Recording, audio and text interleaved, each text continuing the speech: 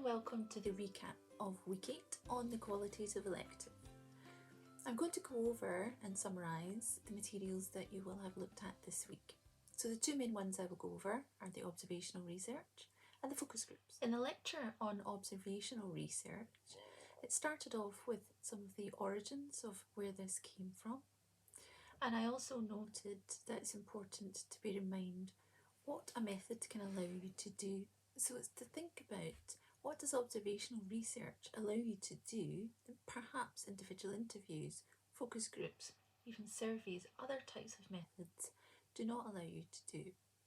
So you can certainly ask people to tell you things, but just because you ask doesn't mean they will tell you either the truth, whatever the truth is.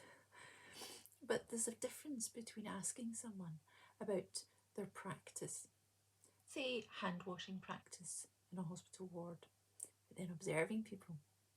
So it can help you to get different kinds of data.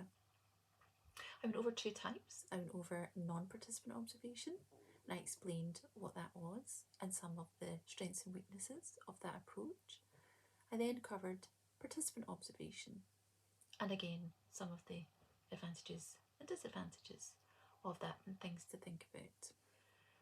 For all qualitative research, it's important to bring what we call reflexivity in. So you are not neutral, you exist, you are part of the research, even if you're in an observer role. People can see you unless you're doing it covertly. So who you are in relation to those you're observing might matter. If you're observing men and you're a woman, does that matter?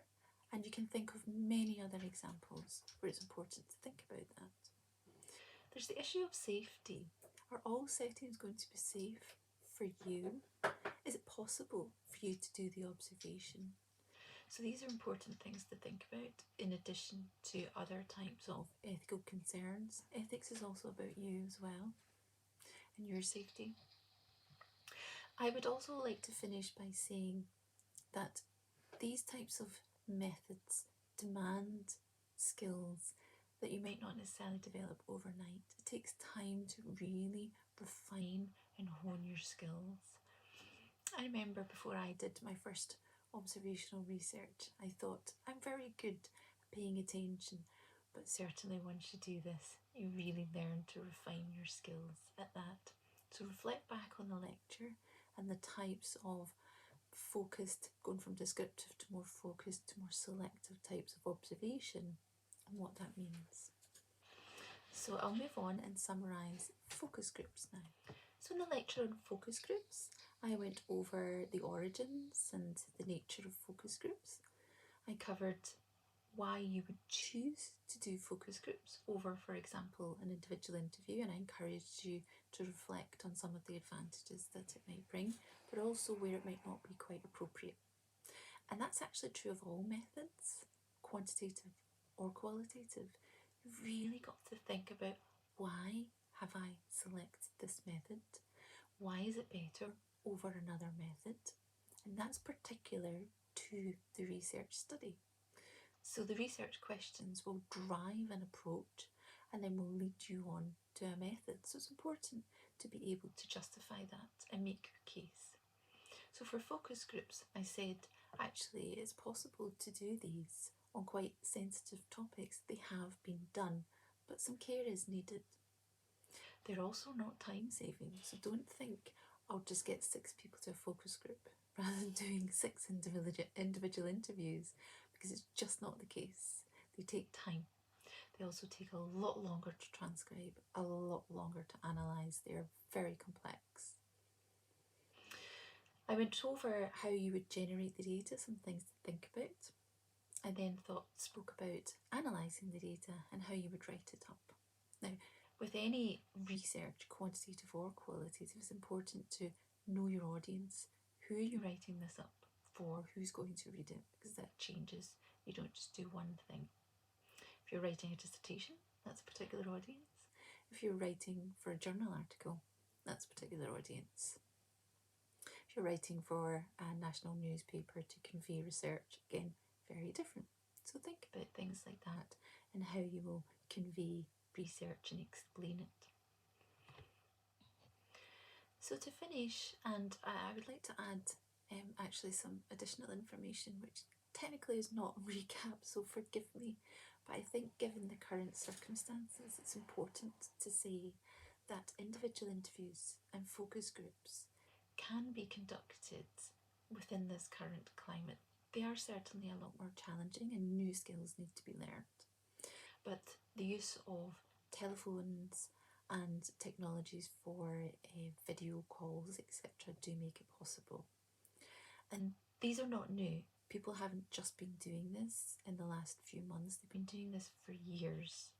For example, to access a wide range of people across vast geographical areas, actually technologies have been used for quite a long time. So there's a long history of research coming out of Australia, for example, because think about the huge amount of distances that are involved there in terms of delivery of health, so telehealth, etc. And research has explored and evaluated that, and done so using technologies as well. So I would encourage you, despite the fact that it's not listed on the GCU Learn site, to look up some of these approaches if you're interested. And for example, if you're interested in proposing empirical qualitative research for your protocols, that it is possible to do qualitative in the current circumstances, but be clear about the slight differences in justification for methods, who may be included and excluded. All methods will be inclusive and they will also exclude some people. So those who do not have technology are likely not to be involved. People often say telephone is much better if you want to be inclusive, for example. So have a think about these more modern approaches to what is essentially still individual interviews and focus groups, etc. Now, observation is a little different, isn't it, with the current circumstances? So that's one I think that might be a little tricky, but not impossible, depending on the nature of research. There's a researcher in Mexico, for example, who looks at issues around water safety, etc., who has been still going out and speaking at a safe distance whilst to various workers in different organisations that he collaborates with. So some of that type of work is still possible, that ethnographic work. So I hope you have enjoyed the beginning of the elective module and you stick with us, because the next couple of weeks will continue to give you more detail on qualitative research.